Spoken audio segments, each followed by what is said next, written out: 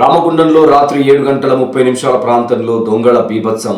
Chain snatching, మైల మెడలోని పుస్తెల తాడును లాక్కొని పరారైన ఘటన స్థానికంగా కలకలం రేపింది.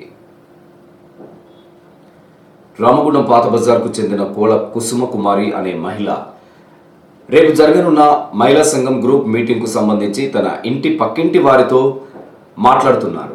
ఆ సమయంలో ఇద్దరు గుర్తు తెలియని వ్యక్తులు బైక్పై అక్కడికి చేరుకున్నారు. వారిలో ఒకరు బైక్ను కొంచెం దూరంలో ఆపి ఉంచగా మరొకరు కుసుమకుమారి వద్దకు వచ్చి అక్క అని పిలిచారు.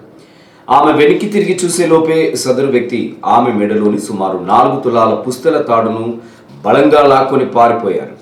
బాధితురాలు గట్టిగా అరుస్తూ దొంగను వెంబడించినప్పటికీ అప్పటికే సిద్ధంగా ఉన్న బైక్ ఎక్కి నిందితులు అక్కడి నుండి వేగంగా పరారయ్యారు.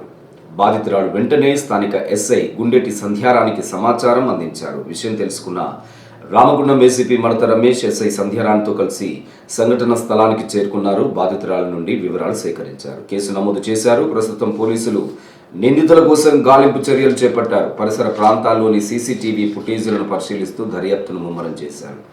జన సంచారం ఉన్న ప్రాంతంలో ఇలాంటి ఘటన జరగడంతో స్థానిక ప్రజలు భయాందోళనకు గురవుతున్నారు.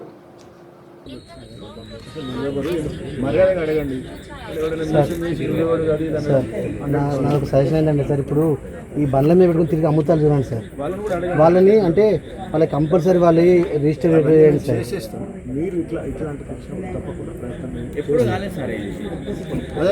మా 50 ఏళ్ళ అసలు ఇక్కడ సెక్యూరిటీ ఉందని నేను కృష్ణనగర్ ఇల్లు కట్టుకున్నా కూడా అక్కడికి పోకుండా ఇక్కడ మా పిల్లలకి హెవీ వెహికల్స్ రావు, వీళ్ళకి సెక్యూరిటీ లెవెల్స్ ఎక్కువ ఉంటాయి మాకంతా అని ఇక్కడ అందరు కలిసి ఇంకొంచెం కాంట్రిబ్యూట్ చేసుకొని కెమెరాలు కూడా రేపు పెట్టిపించేస్తాం సార్, రేపు పెట్టిపించేస్తాం. ఒక 5 minutes